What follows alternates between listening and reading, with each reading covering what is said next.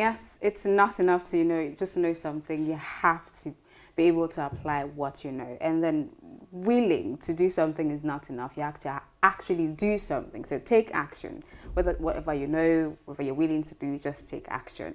It's The Conversation on TOS Television Network, your digital first Pan-African news network. And of course, we're reaching you from Abuja, Nigeria's capital city. My name is Adesuwa. So you have quite an interesting conversation that we'll be having today. I have very resource person in the studio to help you, dissect the issue we're going to be looking at in the big story today. But before then, allow me to bring you COVID-19 update from across Africa. Yes, COVID is still real and it's still ravaging, so do your part to ensure that you and the next person is safe. COVID-19 update from across Africa. Afterwards, we will delve straight into the big story.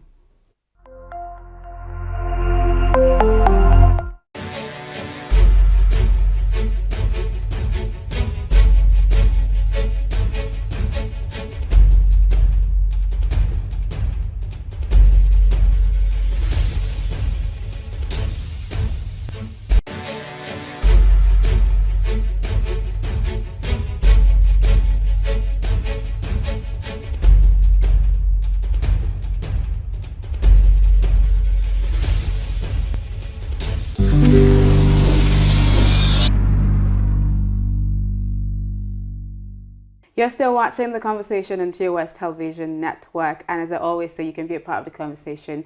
Just join the community on Facebook, Instagram, Twitter. It's TOS TV Network. You can, subscribe to the channel on YouTube. It's TOS TV Network, and you can stream our website, for content and stories from across the world. www.tostvnetwork.com is the website. Now, straight into the crux of the conversation. I beg your pardon. That's the big story today. We're going to be looking at something quite interesting. Now, yesterday, ASUU, that's the Academic Staff Union of Universities, decided that they were going to go, on a 1-month warning strike. And it's been a back and forth with ASUU and the federal government for the last, 2-3 years now, signing a memorandum of understanding that's not been working, going back and forth with the strike. And today we're looking at Nigerian students' perspective on the incessant ASUU strike. And I have in the studio with me first Ahmed Rashidat Ohiari. She's a national female student, FCT chapter coordinator, and the vice president of political science and international relations, University of Abuja. Good morning and welcome to the show. Good morning, ma'am. It's really nice to meet you. All right, and I also have Comrade Mujahid Shwaibu, the national president, National Association of University Students. Good morning and welcome to the show. Good morning. Nice to be here. It's good to have you. Now, let me start with you, Comrade. What would you say the incessant ASUU? You're still in school, is it? Okay, so how has this impacted you? What does it cost you? What is the price that you have had to pay, as a student, considering the back and forth, with ASUU and the federal government? Well, it's very sad and it's very unfortunate because the issue of ASUU strike, for some few years back, it has been a tradition. The ASUU and the federal government supposed to understand that the life of our students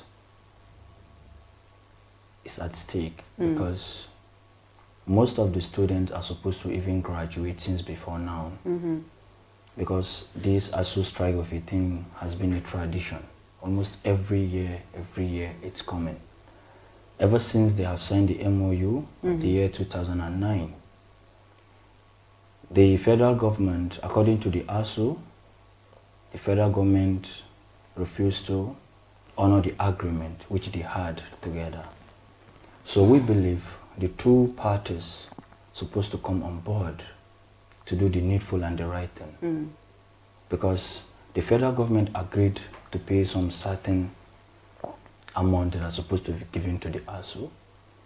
So which, as of then, the year 2009, they'd agreed to be paying every on an installment, which that particular year it was paid. The previous year it was also paid. So at long run, ASUU said nothing was given to them again. So I believe when the two of them come on board, had it been they are inviting us, the student leaders, to come and be part of every meeting or negotiation between the two of them. I believe will be the third party. So that is when we will know their stand. Because we believe they are playing games with us. Because behind the meeting, they do have their closed door meetings, which they are only telling us what we are supposed to know. You see, some of us, our course of studies is 5 years, some 4 years. But at the end of the day, because of the strike, you end up spending 7 years, some 6 years in the university, which is not supposed to be so. Okay. Like after the COVID-19 pandemic of 18, which affected our calendars, which some of us are supposed to be graduate, but due to the COVID-19, so immediately then the ASUU strike of 18 again. So, like, we are supposed to graduate, but due to this ASUU strike of 18, so it's affecting us. It's affecting you guys. It's really affecting us. Okay. So, had it been the federal government and the ASUU will come on board and realize the students supposed to graduate within the stipulated time of our courses, being it 5 years, 4 years, they are supposed to do the needful and the right thing. Okay. Because just of recent, we just finished all the universities, we just resumed, a new session begins. Just January, many of the universities, despite the school fees increment, each and every university increased their tuition fees. Some 50%, some 60%, some 100% increment. Okay. So not much withstanding, the less privileged students, some students are even hustling for their own self to sponsor themselves into the universities. Okay, let me ask Rashid something this time around. He did mention that maybe ASUU and then the federal government should have actually, maybe have student representatives to, during the closed door session. Do you think that in as much as the demands of the lecturers are valid and reasonable, do you think they have the interest of the students at heart? Well, I think I will say they do, because the union was formed for, the welfareism of the students. And then, but whatever one do, they put themselves first. So I feel their own union comes in first before the students' interest. But they need this. What I feel is they should have taken a different measure instead of embarking on this what kind of strike. would you have I feel they could maybe, have this lenient negotiation or even, court's way, not really embarking on strike, because this is really affecting the students, mental health of learning.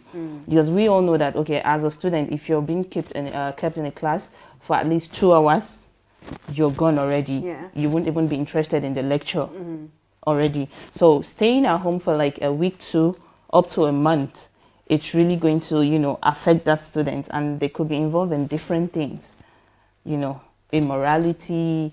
They won't even have, to read for, education stuff again. It's just going to be for fun and everything. And by then, it's really going to make them not want to, focus more. And it's going to really affect the calendars, because I remember then, we started a 2-week strike in the year 2020 that led to Corona and everything, and we stayed at home for over a year. And then going back to school, it really changed that mindset of a whole lot of the students. Okay, despite that, okay, some university had to like rush to meet up with the calendar. Like my university, we had to run 4 semesters in 1 year. Not even up to a year, like 8 months, I would say, back to back. And that really affected our mental health a lot. It wasn't easy. So now embarking on this 1 month warning strike, what if federal government still fail to give them what they're asking for? Then that shows they'll still go on it. They'll keep on extending it. That's why I feel they should have taken a different measures, and they should be very lenient, maybe negotiation or something. Okay, but in a nutshell, we're wrapping up in a bit, but in a nutshell, I read in the papers today that students are considering, protesting, the strike action. Do you think that's a good way to go? And I'm going to hear your perspective on that too. Do you think that should be in well, in I think it's high time the student voice are being heard, because a lot of students don't even know they are right anymore. So I think it's high time the student voice are being heard that yes, they don't want this. They cannot condone it anymore. It's high time, yes. But I feel they should do it the right way. They shouldn't go violence about it. If they will protest peacefully that yes, we want to be in the school, we don't want to embark on this strike, federal government should answer them. And like he said, if they are having their closed door meeting, I think some student representatives should be there to hear what they are conversing about, not just what they will bring to the media and tell us that this is it. Okay. Comrade, to wrap up, what would be your point of call to both ASUU and the federal government? Well, just like what my sister just suggested, for them to come on board on a round table, it's very important and for our own good and benefit, because the federal government, are protecting their own interests. ASUU are also protecting their interests because it's all about interests. Exactly. And as well, we're protecting the interest of university student at large, not in fear or favor of anybody, but we can do whatever it takes for us to make sure that the Nigerian university educational system is safe. Okay. Yes. All right. Thank you so much for joining me on the conversation this morning. You're welcome. Thank you. And thank you for staying with me up until this time on the conversation. Do not forget, the conversation comes to you every weekdays, same time, same station. So I'm going to be back here tomorrow. But before then, follow TOSTV Network across all social media platforms. It's TOSTV on Facebook, Twitter, Instagram. Subscribe to the channel on YouTube. It's TOSTV Network. And of course, stream our website on www.tostvnetwork.com. My name is Adesu Elsie. Thank you and join me again tomorrow.